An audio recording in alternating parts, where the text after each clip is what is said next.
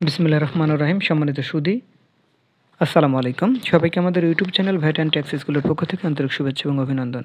সম্মানিত সুধী, আজকের ভিডিওতে আমরা শেয়ার করার চেষ্টা করব সরকারি ইঞ্জিনিয়ারদের আয়কর return A to Z share করার চেষ্টা করব। অর্থাৎ সরকারি এলজিডি বা সরকারি প্রতিষ্ঠানে যে কর্মরত যেসব ইঞ্জিনিয়ার আছেন তারা ই রিটার্ন কীভাবে জমা দিবেন তার এ টু জেড শেয়ার করার চেষ্টা করবো। তাই ভিডিওটি না টেনে শুরু থেকে শেষ পর্যন্ত দেখুন, আশা করছি ক্লিয়ার হয়ে যাবে। সম্মানিত সুধী, ইঞ্জিনিয়ার যারা এখনও ই রিটার্নের রেজিস্ট্রেশন করেনি তারা তাদের ভেরিফাই করা অর্থাৎ এনআইডি কার্ড দিয়ে ভেরিফাই করা মোবাইল নাম্বার দিয়ে রেজিস্ট্রেশনটা করে ফেলবেন।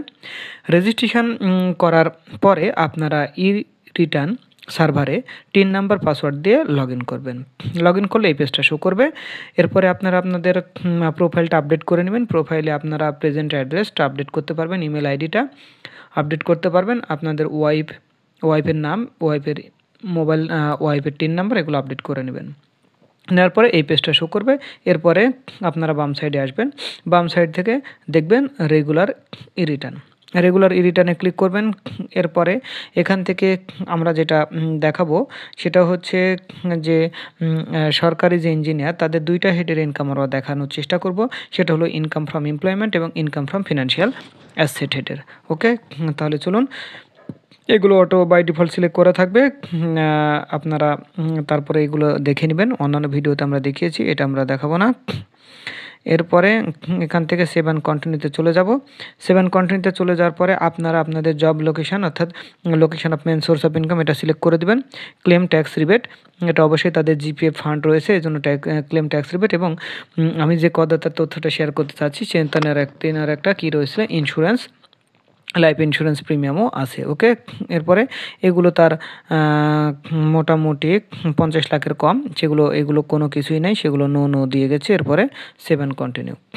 ওকে, এরপরে ইনকাম ফ্রম এমপ্লয়মেন্ট, এখান থেকে যেটা করতে হবে, এমপ্লয়মেন্ট এতে গিয়ে তাদের স্যালারি কিসের মাধ্যমে হয়, government pay scale payment through আইবাস plus plus এর মাধ্যমে হয়, এটা আমরা সিলেক্ট করে দিলাম। নেম অফ দ্য অফিস যারা এলজিডি বা অন্যান্য সরকারি প্রতিষ্ঠানে ইঞ্জিনিয়ার হিসেবে কর্মরত আছেন তারা নেম অফ দ্য অফিস লিখবেন, ডেজিগনেশন লিখবেন। এরপরে এখান থেকে আপনারা দেখবেন basic salary, house rent, medical, happy new year, festival bonus, এই সবগুলো থাকবে। এখান থেকে অতিরিক্ত যেটা থাকে তাদের সেটা হলো এডুকেশন অ্যালাউন্স। তাদের এখান থেকে আপনারা এডুকেশন অ্যালাউন্সটা দিয়ে দিবেন এবং পাশাপাশি দিবেন যাদের প্রভিডেন্ট ফান্ড আছে, যে জিপিএফ, সরকারি কর্মচারী সকলেরই তো জিপিএফ ফান্ড আছে, সেখানে তারা ইন্টারেস্ট পায়। এখান থেকে যে অ্যাড মোরে ক্লিক করে আপনারা এখান থেকে কী করতে পারবেন, অ্যাড মোরে ক্লিক করে আপনারা আপনাদের ব্যালেন্স ইয়াগুলো নিতে পারবেন, অতিরিক্ত যে বিষয়গুলো থাকবে সেটা। পাশাপাশি আপনাদের এখান থেকে স্পেশাল বেনিফিট বা ডিআরএস অ্যালাউন্স, সেটাও অ্যাড মোরে ক্লিক করে তথ্য দিয়ে তারপর ড্রাফট সেভ দিয়ে দেবেন। ড্রাফট সেভ যখন সব হয়ে যাবে, তার মানে এখান থেকে আপনার অতিরিক্ত কী হবে, এডুকেশন অ্যালাউন্স দিবেন, জেনারেল প্রভিডেন্ট ফান্ডের ইন্টারেস্ট দিবেন, হলো স্পেশাল অ্যালাউন্স সবারই থাকে। ওকে, রিক্রিয়েশন থাকলে রিক্রিয়েশনটা দেবেন। তারপরে ড্রাফট সেভ দিয়ে ইমপ্লয়মেন্ট সামারিটা দেখে নেবেন। আপনাদের যে আইবাস প্লাস প্লাস থেকে যে স্যালারি সার্টিফিকেটটা পেয়েছেন সেই স্যালারি সার্টিফিকেটে যে টোটাল ইনকাম ফ্রম এমপ্লয়মেন্ট অর্থাৎ স্যালারি থেকে যে ইনকাম সেটা মিলছে কিনা। যদি আগে ইয়েটা বসাবেন পরে, সেটা হচ্ছে আপনার জিপিএফ ফান্ডের যে ইন্টারেস্ট সেটা বসাবেন পরে, কারণ স্যালারি সার্টিফিকেটে জিপিএফ ফান্ডের ইন্টারেস্ট উল্লেখ থাকে না। তো জিপিএফ ফান্ডের ইন্টারেস্ট ইনক্লুড করার আগ পর্যন্ত আপনারা দেখবেন আপনার স্যালারি সার্টিফিকেটে যে টোটাল ইনকাম গ্রস স্যালারি সেটার সাথে মিলে কিনা। যদি মিলে যায়, ওকে, এরপরে আপনারা জিপিএফ ফান্ডের ইন্টারেস্টটা অ্যাড করবেন, তাহলে ভুল হওয়ার সম্ভাবনা কম থাকবে। ওকে, এরপরে আমরা চলে যাব ইনকাম ফ্রম ফিনান্সিয়াল অ্যাসেট। আমরা যে করদাতার ইনকাম ফ্রম ফিনান্সিয়াল অ্যাসেট দেখানোর চেষ্টা করছি বা দেখাবো, সেখান থেকে তার কি রয়েছে, তার আছে হলো আপনার ব্যাংক ইন্টারেস্ট, অনুরূপভাবে এফডিআর এবং ডিপিএস ইন্টারেস্ট আছে। তো এখান থেকে আমরা এমনিতে জাস্ট ইনফরমেশন ইনকর্পোরেট করে আসছি। এখান থেকে আপনার কী করবেন, ব্যাংকের নাম ধরেন আমি দিলাম অগ্রণী ব্যাংক, এখানে একটা অ্যাকাউন্ট নাম্বার দিবেন, এখানে অ্যাকাউন্ট নাম্বার দিবেন।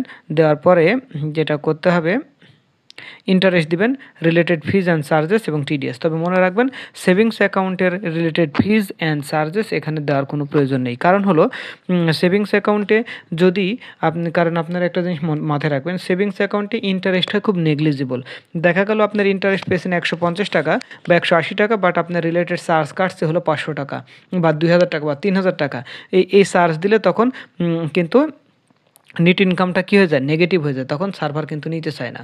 যদি এরকম হয়ে থাকে তাহলে অবশ্যই রিলেটেড ফিজ এবং চার্জেসগুলো কোনোভাবে দেওয়ার কোনো দরকার নেই, শুধুমাত্র গ্রস ইন্টারেস্ট এবং টিডিএস নেবেন। বাট এফডিআর এবং ডিপিএস যেগুলো করেছেন সেগুলোর এগেনস্টে আপনি রিলেটেড ফিজ এবং চার্জেস ক্লেম করতে পারবেন, কারণ ইন্টারেস্টটা হাই হয় এবং রিলেটেড ফিজটা লো হয়। তাহলে কি এখান থেকে আপনার এফডিআর ডিপিএস যা আছে সবগুলো ক্লেম করতে পারবেন। ওকে, এরপরে আমাদের ইনকাম ফ্রম আদার সোর্স নাই, আমরা রিবেট ক্লেম করব। রিবেট ক্লেম করার ক্ষেত্রে যে করদাতা ছিল তার আমরা লাইফ ইন্স্যুরেন্স দেখেছি, জীবন বিমার লাইফ ইন্স্যুরেন্স, যেটা লাইফ ইন্স্যুরেন্স প্রিমিয়াম, সেখানে life insurance policy number, insurance company, তারপরে পলিসি ভ্যালু, প্রিমিয়াম কত সেটা, পলিসি ভ্যালু ওখানে দেওয়া থাকবে। ইন্স্যুরেন্স পলিসিতে কত টাকার জন্য আপনি পলিসি নিয়েছেন সেটা এখানে বলে দেবেন। এছাড়াও তার ছিল একটা ডিপিএস, ব্যাংকের নাম, অ্যাকাউন্ট নাম্বার, ডিপোজিট অ্যামাউন্ট কত সেটা বসাই দেবেন। এবং তার ছিল কি জেনারেল প্রভিডেন্ট ফান্ড, তো জেনারেল প্রভিডেন্ট ফান্ড এখানে কি অ্যাকাউন্ট নাম্বার এবং আপনার কত টাকা কন্ট্রিবিউশন। তার ছিল কি আমাদের বেনিভোলেন্ট ফান্ড এবং গ্রুপ ইন্স্যুরেন্স। বেনিভোলেন্ট ফান্ড এবং গ্রুপ ইন্স্যুরেন্স ওই বছরে জুলাই টু জুন কত টাকা দিয়েছেন সেটা এখানে বসিয়ে দেবেন। ওকে, এরপরে 7 কন্টিনিউ। এরপর আমরা চলে যাই এক্সপেন্ডিচারে। এক্সপেন্ডিচারে তো এইগুলোতে মোটামুটি থাকে 12 মাসে আপনার এক্সপেন্স আর ফুড, ক্লোথিং, আদার এসেনশিয়াল এই জিনিসগুলো দেবেন। তবে অনেকে কোশ্চেন করে থাকেন যে আমার আয়ের সাথে ব্যয় বেশি, এটা কীভাবে অ্যাডজাস্ট করব। গত বছরে যদি ক্যাশের ব্যালেন্স না থেকে থাকে সেক্ষেত্রে কিন্তু আপনার ইনকামের চেয়ে কখনো এক্সপেন্স বেশি হওয়ার কোনো সুযোগ নেই, এটা মাথায় রাখতে হবে। তবে আপনারা অনেকে অনেক প্রশ্ন করেন, ইরিজনেবল অনেক কথা বলেন, যাই হোক সেদিকে আমি যাব না। তবে মনে রাখবেন মানুষ কিন্তু আয় করে মানে ব্যয় করে আয়ের উপরে নির্ভর করেই। এমন নয় যে ব্যয় করে যাচ্ছে আয়ের দিকে লক্ষ্য করে না, তা কিন্তু নয়। মানুষ কিন্তু আয় থেকে ব্যয় করার পরে একটা নির্দিষ্ট পরিমাণ টাকা কিন্তু সেভ করতে চায়, কেন, তার ভবিষ্যতে দরকার হয়। এজন্য তারা খরচটা যদিও যদি তাদের এক্সটার্নাল বা আউটসাইড কোনো ইনকাম থাকে, তারপরেও ইনকাম থাকলে তাই সে খরচ বেশি করলেও এখানে কিন্তু খরচ বেশি দেখানোর সুযোগ নেই, কারণ আপনার আয়ের সাথে ব্যয়ের একটা কনসিস্টেন্সি থাকবে। তাহলে আমাকে মাথায় রাখতে হবে যে আপনার ফুড, ক্লোথিং, আদার এসেনশিয়াল 12 মাসে কত হচ্ছে। অ্যাকোমোডেশন আপনার বাসা ভাড়ায়, যদি ভাড়া বাসায় থাকেন তাহলে এখানে দিবেন, আর যদি বাবার বাড়িতে থাকেন তাহলে বলবেন লিভিং ইন ফাদার হাউস। যদি ওয়াইফের হয়ে থাকে, ওয়াইফ যদি স্বামীর বাড়িতে বসবাস করে তাহলে লিভিং ইন হাজব্যান্ড হাউস। আর ওয়াইফ মানে স্বামী যদি ওয়াইফের বাড়িতে থাকে তাহলে লিখবে living in wife house. Okay, এখান থেকে যদি কোনো করদাতার যদি গাড়ি থাকে তাহলে ড্রাইভার স্যালারি, ফুয়েল, মেইনটেনেন্স এই 12 মাসে কত সেটা। আর যদি তার কোনো গাড়ি না থাকে তাহলে আপনি ধরে নেন প্রতি চাকরি যেহেতু করেন প্রতি মাসে স্টাফ বাস থাকতে পারে, স্টাফ বাস না থাকলে বাইরের গাড়িতে যাতায়াত করেন, তাহলে প্রতিদিন কত হয় বা মাসে কত দেয় মোটামুটি একটা অ্যাজাম্পশন করে বসাই দেন। এরপরে হাউস হোল্ড ইলেকট্রিসিটি বসাবেন 12 মাসের, গ্যাস, ওয়াটার, সিওয়ারেজ, গার্বেজ বসাই দিবেন, ফোন, ইন্টারনেট, টিভি চ্যানেল, অন্যান্য যেগুলো আছে। আপনার বাসায় যদি কাজের মহিলা থাকে তার জন্য মাসে যে খরচটা করেন সেটা 12 মাসে কত হয়। আপনার স্কুলগামী ছেলে মেয়ে থাকলে এডুকেশন এক্সপেন্সগুলো থাকবে, তার আপনার বাসার টিউশনি যদি থাকে, অর্থাৎ ছেলেকে যদি টিউশনি দিয়ে থাকেন, অর্থাৎ মাস্টার যদি থাকে তাকে প্রতি মাসে কত দিচ্ছেন সাবজেক্ট ওয়াইজ, এবং স্কুলে কত টাকা দিচ্ছেন, ছেলে মেয়ের শিক্ষা ব্যয় কত সেটা এখানে দেখিয়ে দেবেন। এবং ঈদে যদি আপনার ফেস্টিভ্যাল, পার্টি, ইভেন্ট যদি থাকে সেটা আপনি বসিয়ে দেবেন। ডোমেস্টিক, দেশ এবং দেশের বাইরে যদি কোনো ট্যুর দিয়ে থাকেন সেটা এখানে দিয়ে দেবেন। ফিলান্থ্রপি এক্সপেন্স যদি থাকে, এছাড়া আদার স্পেশাল এক্সপেন্স যদি থাকে, এনি আদার এক্সপেন্স যদি থাকে সেটা দিয়ে দেবেন। আপনার 2023 সালে জুলাই থেকে 30 জুন 24 পর্যন্ত আপনার উচ্চে কর কত করেছে, স্যালারিড এগেনস্টে, bank interest, FDR interest, DPS interest, সঞ্চয়পত্র যাই থাকুক না কেন সেটা, পেমেন্ট অফ ট্যাক্স, সারচার্জ যদি থাকে সেটা বসিয়ে দিবেন। আপনার যদি পার্সোনাল লোন থাকে সেই লোনের এগেনস্টে যদি ইন্টারেস্ট পে করে থাকেন এটা এখানে আসবে, আদারওয়াইজ আসবে না। এনভায়রনমেন্টাল সারচার্জ যদি আপনার জন্য প্রযোজ্য হয়ে থাকে, একাধিক গাড়ি থাকে তাহলে সারচার্জ যদি দিয়ে থাকেন সেটা আপনার ফ্যামিলি এক্সপেন্স হিসেবে দেখিয়ে দেবেন। ওকে, আচ্ছা, এরপর আমরা চলে যাই অ্যাসেটস অ্যান্ড লায়াবিলিটি সাইডে। অ্যাসেটস অ্যান্ড লায়াবিলিটি সাইডে আমরা যে সরকারি কর্মকর্তা অর্থাৎ ইঞ্জিনিয়ারদের তথ্য ফিল আপ করছি, তার কোনো বিজনেস ক্যাপিটাল ছিল না, তার নন এগ্রিকালচারাল প্রপার্টি ছিল। তো নন এগ্রিকালচার প্রপার্টিতে তো নন এগ্রিকালচার মোটামুটি সেম, এখানে ডেসক্রিপশন অ্যান্ড লোকেশন, তবে মাথায় রাখবেন এখানে আপনার মৌজা থানা, জেলা এই বিষয়গুলো কমপক্ষে উল্লেখ করতে হবে। এবং আপনি যে জমিটা নন এগ্রিকালচার প্রপার্টি সেটা কিনেছেন কিনা সেটা এখানে কিন্তু বলা আছে। পারচেস হলে পারচেস, ইনহেরিটেন্স হলে ইনহেরিটেন্স, গিফট হলে গিফট। তবে পারচেস করলে কিন্তু তার সাথে রেজিস্ট্রেশন ফি, দলিলের এক্সপেন্স, লিগ্যাল এক্সপেন্স সবগুলো কিন্তু যোগ করে যা হয় সেটা এখানে বসিয়ে দেবেন। এরিয়া অফ দ্য প্রপার্টি সেটা কি, এখন এরিয়া প্রপার্টি কীভাবে লিখবেন আপনি মাথায় রাখবেন, দলিলে কীভাবে আসে সেভাবে লিখবেন, অথবা এখানে যে ক্রাইটেরিয়া অনেকে অযুতাংশ দেয়, এখানে কিন্তু অযুতাংশ নাই, তাহলে অযুতাংশকে ডেসিমেলে কনভার্ট করে নিতে হবে। অথবা একর থাকলে একর, স্কোয়ার মিটার থাকলে স্কোয়ার মিটার, স্কোয়ার ফিট হলে স্কোয়ার ফিট এখানে বলে দিবেন। এবং value of the start of the income year, value of the end of the income ইয়ার, অর্থাৎ গত বছরে যা ছিল এই বছরও যদি তাই থাকে তাহলে দুইটাই সেম হয়ে থাকবে। আর যদি গত বছরের শুরুতে না থাকে তাহলে শূন্য, আর এই বছরের শেষে যদি ভ্যালু থাকে তাহলে সেইটা হবে। ওকে, এরপরে এগ্রিকালচার প্রপার্টিস ঠিক একইভাবে ফিনান্সিয়াল অ্যাসেট হেড। তো এই ফিনান্সিয়াল অ্যাসেট হেডের মধ্যে সরকারি চাকরিজীবী যে ইঞ্জিনিয়ার, তার তো সে বাংলাদেশে মোটামুটি অনেক মানুষই শেয়ার ব্যবসা করে, সেটা সরকারি বেসরকারি কর্মকর্তা কর্মচারী সকলেই শেয়ার ব্যবসা করে। তবে অনেকে উল্লেখ করে, অনেকে উল্লেখ করে না। তবে সরকারি চাকরিজীবীদের ক্ষেত্রে কিছু রেস্ট্রিকশনগুলো আছে যে তারা কি করতে পারবে, কি করতে পারবে না, সে বিষয়গুলো একটু মাথায় রাখতে হবে। এই শেয়ার ডিবেঞ্চার বা বন্ডে মানে স্পেশালি শেয়ার ব্যবসার ক্ষেত্রে দেখাবেন কিনা সেটা মাথায় রাখতে হবে। তবে শেয়ার ডিবেঞ্চারের ক্ষেত্রে বিও অ্যাকাউন্ট নাম্বার এবং কিভাবে কিনেছেন, তারপরে name of the brokerage house, কোন ব্রোকারেজ হাউসের মাধ্যমে আপনি করছেন, কস্ট ভ্যালু কত। আপনার সঞ্চয়পত্র থাকলে সঞ্চয়পত্রের type, registration number, issue date এটা দিবেন। তবে সঞ্চয়পত্র ইনকাম হেডে যা বসাবেন সেখান থেকে ইম্পোর্ট ফ্রম ইনকাম দিলেই অটো এখানে চলে আসবে।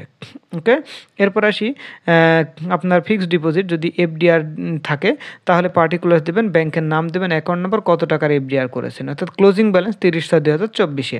ডিপিএসের ক্ষেত্রেও তাই, ডিপিএস লিখবেন, ব্যাংকের নাম লিখবেন, অ্যাকাউন্ট নাম্বার এবং ব্যালেন্স কত। কাউকে যদি লোন দিয়ে থাকেন তাহলে কাকে লোন দিয়েছেন, নেম অফ দ্য বোরোয়ার, অর্থাৎ যাকে লোন দিয়েছেন তার নাম, তার টিন নাম্বার এবং কত টাকা লোন দিয়েছেন। আপনার তো জেনারেল প্রভিডেন্ট ফান্ড আছে, তো জেনারেল প্রভিডেন্ট ফান্ড এখানে লিখবেন জিপিএফ, অ্যাকাউন্ট নাম্বার এবং ব্যালেন্স কত আছে 30/6/2024। আদার ফিনান্সিয়াল অ্যাসেটের মধ্যে যেমন বেনিভোলেন্ট ফান্ড, গ্রুপ ইন্স্যুরেন্স থাকতে পারে, পাশাপাশি লাইফ ইন্স্যুরেন্স যেটা থাকবে সেটাও আপনি এর মধ্যে দিয়ে দিতে পারবেন আদার ফিনান্সিয়াল অ্যাসেট। ওকে, আপনার যদি গাড়ি থাকে তাহলে রেজিস্ট্রেশন নাম্বার, পার্টিকুলার্সটা এখানে বলে দিছে যে মোটরসাইকেল, কার, মাইক্রোবাস, জিপ না এনি আদার, সেটা এখানে বলে দিবেন। কিভাবে কিনেছেন সেটা আপনি মেনশন করার সুযোগ আছে, ইঞ্জিন ক্যাপাসিটি এবং ইউনিট কি সিসি না কিলোওয়াট এবং কত টাকায় কিনেছেন। এরপর আসি গোল্ড, ডায়মন্ড, জেমস এবং আদার আইটেম। এখানে একটু বিষয় বলে নিই, আপনার যা গোল্ড আছে তাই দিবেন। অনেক সরকারি কর্মকর্তা কর্মচারী দেখেছি প্রথম রিটার্ন জমা দিছে 30 ভরি 40 ভরি, পরবর্তীতে সে দেখতেছে যখন সম্পদ বিবরণী চেয়েছে তখনই বলতেছে অনেকেই যে আমার তো এত ভরি গোল্ড নেই, বা সম্পদ বিবরণীতে এত ভরি গোল্ড দেখিয়ে দেওয়ার যৌক্তিকতাটা কি। তখন অনেকে কমাচ্ছেন বা যারা কম দিয়েছেন তারা বাড়াচ্ছেন, এই জিনিসগুলো করতেছেন। যাই হোক, এটা আসলে করা যুক্তিসঙ্গত না। আপনার যা আছে সেটাই দিবেন।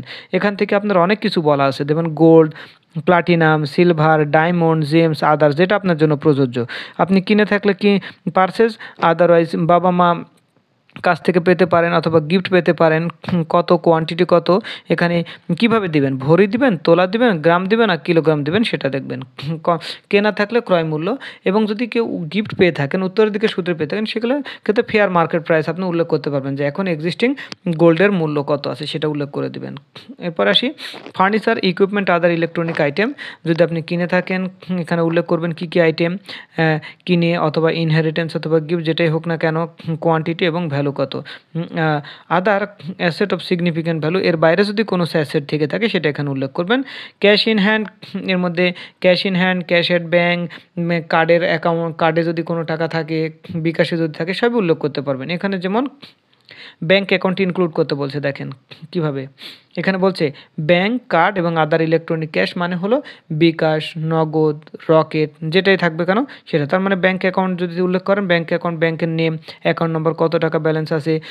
যদি এখান থেকে আপনি উল্লেখ করেন কার্ড, কার্ডের নাম দিয়ে কোন ব্যাঙ্কের কার্ড, অ্যাকাউন্ট নাম্বার, ব্যালেন্স কত। এছাড়া যদি আপনি আদার ইলেকট্রনিক বিষয় দেন, বিকাশ, কোন ব্যাঙ্কের, অ্যাকাউন্ট নাম্বার সব উল্লেখ করবেন। ক্যাশ ইন হ্যান্ড, এটা ক্যাশ ইন হ্যান্ড এমন বিষয় না যে আপনি ইচ্ছে মতো বসাচ্ছেন, এটার একটা ক্যাশ ফ্লো তৈরি করবেন। ক্যাশ ফ্লো তৈরি করার পরে আপনার গত বছর ক্যাশের কত ছিল, এই বছরে কত টাকা ইনকাম করেছেন বা কোথায় কোথায় থেকে টাকা পেয়েছেন এবং কোন কোন সোর্সে আপনি টাকাটা বেরোয় গেছে বা ক্যাশ আউটফ্লো হয়েছে, করার পরে ক্যাশের যে ক্লোজিং ব্যালেন্স থাকবে সেটা এখানে বসিয়ে দেবেন। আদার ডিপোজিট এবং ব্যালেন্স আইটেম যদি থেকে থাকে, কাউকে যদি অ্যাডভান্স দিয়ে থাকেন বা অ্যাডভান্স ডিপোজিট ব্যালেন্স বা অন্যান্য কিছু থাকে সেটা এখানে দিয়ে দেবেন।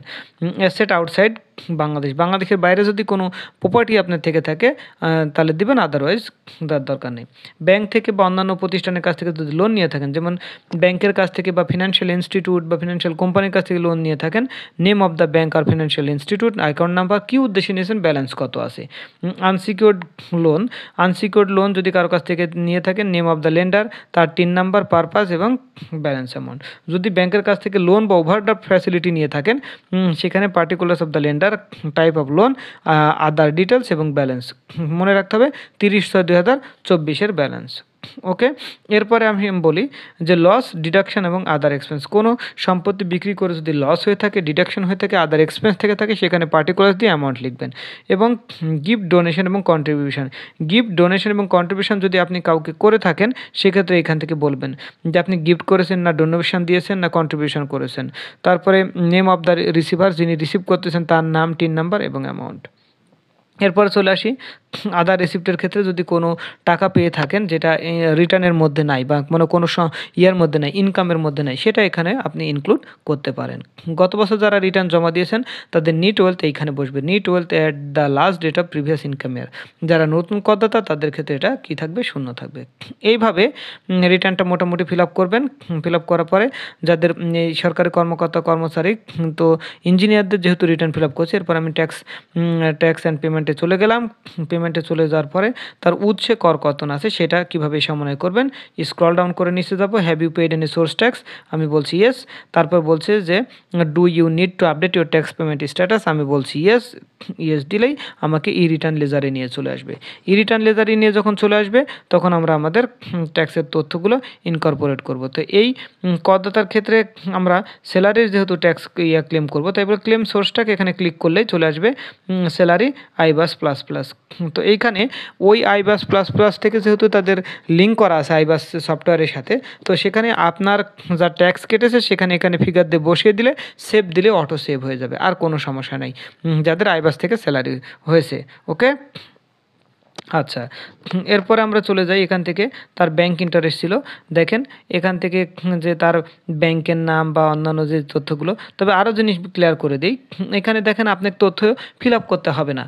আপনি ইনকামে যে তথ্য ফিল আপ করেছেন এখানে শুধু সিনক্রোনাইজেশন ফ্রম ইনকাম দেবেন, দিলে অটো চলে আসবে। শুধুমাত্র ব্রাঞ্চের নেমটা উল্লেখ করলেই হয়ে যাবে, আর কিছুই করতে হবে না। ওকে, কাজটা অনেক সহজ করে দিয়েছে। এরপরে যদি সঞ্চয়পত্র থেকে থাকে, সঞ্চয়পত্র রেজিস্ট্রেশন নাম্বার অথবা সিনক্রোনাইজেশন ফ্রম ইনকাম দিলে অটো চলে আসবে, আর কিছুই করতে হবে না। এরপরে এখান থেকে আর তেমন কিছু নাই। যদি আপনার অতিরিক্ত কোনো ট্যাক্স দেওয়া থাকে, গত বছরে অতিরিক্ত ট্যাক্স দেওয়া থাকলে সেটা আপনি এই ট্যাক্সটা রিফান্ড করা থাকলে, অর্থাৎ অতিরিক্ত ট্যাক্স দিয়েছেন সেটা রিফান্ড ক্লেম করে রাখছেন। রিফান্ড মানে পরবর্তী বছরে সমন্বয় করবেন। তো এরকম যদি দিয়ে থাকে তাহলে আপনি এই যে এখান থেকে সমন্বয় করতে পারবেন যে রিটার্ন রেজিস্টার নাম্বার, মানে গত বছর যে রিটার্ন জমা দিয়েছেন অর্থাৎ 23-24 করবর্ষে, সেখানে রিটার্ন রেজিস্টার নাম্বার ছিল, ডেট অফ কোন তারিখে জমা দিয়েছেন, তারপরে রিটার্ন ফাইলিং জোন কত, তারপরে return filing circle, refund amount কত, রিফান্ড অ্যামাউন্ট ছিল এবং সেখান থেকে কত টাকা আপনি কি করবেন অ্যাডজাস্টমেন্ট করতে চাচ্ছেন সেটা এখানে দেখিয়ে দেবেন। এরপর দেখিয়ে দিয়ে সেভ দিবেন, সেভ অ্যান্ড কন্টিনিউ। ওকে, এভাবেই হয়ে যাবে। এরপরে আমরা এখান থেকে আমরা চলে যাব ই রিটার্ন ব্যাকে। ই রিটার্ন ব্যাকে গিয়ে আমরা এভরিথিং ওকে থাকলে প্রসিড টু অনলাইনে চলে যাব। এরপরে রিটার্ন ভিউ করব। রিটার্ন ভিউ করে যদি কোনো ধরনের কোনো রকম কোনো কনফিউশন না থেকে থাকে তাহলে আমরা অবশ্যই রিটার্নটা সাবমিট করে দিতে পারবো, অথবা সুবিধা মতো অন্য কোনো সময় সাবমিট করতে পারবো। যাই হোক, সম্মানিত সুধী, আশা করছি উপকৃত হয়েছেন এবং উপকৃত হবেন ভিডিওটি দেখে। যারা সরকারি ইঞ্জিনিয়ার আছেন, সরকারি প্রতিষ্ঠানে কর্মরত ইঞ্জিনিয়াররা কীভাবে রিটার্ন জমা দেবেন সে বিষয়টুকুই আমরা শেয়ার করার চেষ্টা করলাম। A to Z। আশা করছি ভিডিওটি ভালো লাগবে। যদি ভিডিওটি ভালো লেগে থাকে অবশ্যই কৃতজ্ঞতা স্বরূপ ভিডিওতে লাইক দেবেন, শেয়ার করবেন, কমেন্ট করে জানাবেন এবং যারা এখনও আমার চ্যানেলটিকে সাবস্ক্রাইব করেন নাই তারা অবশ্যই চ্যানেলটিকে সাবস্ক্রাইব করে বেল আইকনটি অন করে নেবেন, যাতে নতুন ভিডিও নোটিফিকেশন আপনি আপনার চ্যানেলের মাধ্যমে পেতে পারেন।